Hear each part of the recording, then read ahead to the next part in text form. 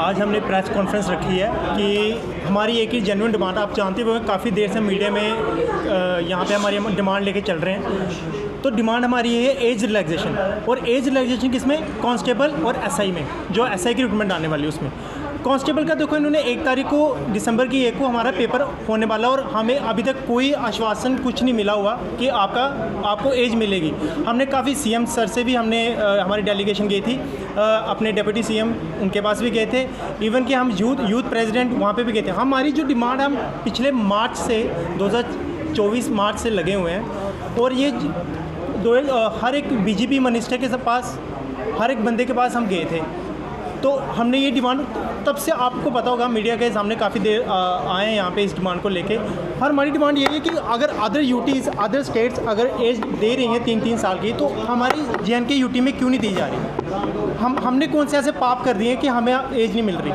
और जैसे मैं यहाँ पे दिखाना चाहता हूँ, जैसे लद्दाख यूटी में उन्होंने 2 साल की रिक्रूटमेंट की एज रिलैक्सेशन दी है पुलिस रिक्रूटमेंट में।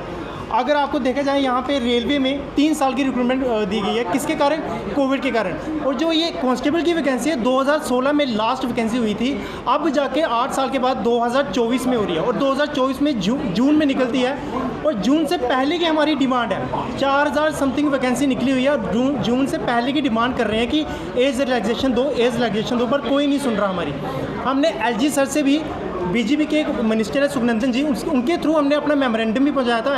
LG सर ने आश्वासन भी दिया था कि हाँ, हम इसकी रिक्रूटमेंट की एज रिलैक्सेशन देंगे। पर 2 बार MCC लग रहा है, कभी आपकी रिजर्वेशन का रूल के अकॉर्डिंग बंद हो जाता है, कभी इलेक्शंस आ जाते हैं, उसके कारण बच्चों की एज जो है वो बढ़ते जा रही है आगे। तो अगर अदर रिक्रूटमेंट बोर्ड अगर आप एज रिलैक्सेशन दे सकता है कोविड के कारण, तो हमारी JNK यूटी क्यों नहीं दे सकती? देखो, जैसे ये अभी SSC ने अभी रिक्रूटमेंट निकाली थी GD की, उन्होंने वहाँ पे 3 साल की रिक्रूटमेंट की एज रिलैक्सेशन दी है GD की, और JNK यूटी में हमें यहाँ पे 3 साल की एज रिलैक्सेशन नहीं दी जा रही। क्यों नहीं दी जा रही? क्या किया? हमारा क्या गलती है इसमें? तो अभी हमें हमारी जो डेलीगेशन थी, उमर साहब के पास भी गई थी।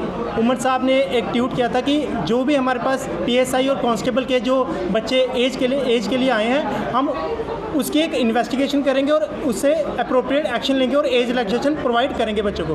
पर मुझे लगता है कि ये साल 2 महीने 3 महीने के बाद ख़त्म हो जाएगा। वो जो ट्वीट था, वो ट्वीट ही रह जाएगा। ये चुनी हुई सरकार भी हमारी नहीं सुन रही, पता नहीं क्यों नहीं सुन रही।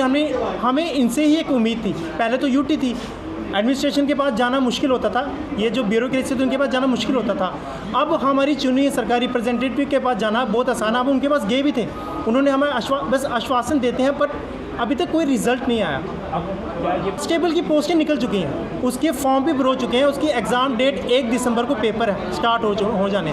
पर हमारी डिमांड है कि जो कांस्टेबल की रिक्रूटमेंट है 8 साल के बाद आ रही हैं, आप उसका एग्ज़ाम इतनी जल्दी कैसे ले सकते हो विदाउट एज रिलैक्सेशन? 8 साल के बाद आ रही है। जो बच्चा 22 साल का होगा, 8 साल के बाद वो 28+ हो जाएगा। अब उसकी तो गलती नहीं है, रिक्रूटमेंट तो गवर्नमेंट ने लानी है। वो 8 साल के बाद क्यों आ रही है? आपको कम से कम 3 या 4 साल जो आपको लगता है ठीक है, उस हिसाब से आपको एज रिलैक्सेशन उसमें देनी चाहिए। भी एज रिलैक्सेशन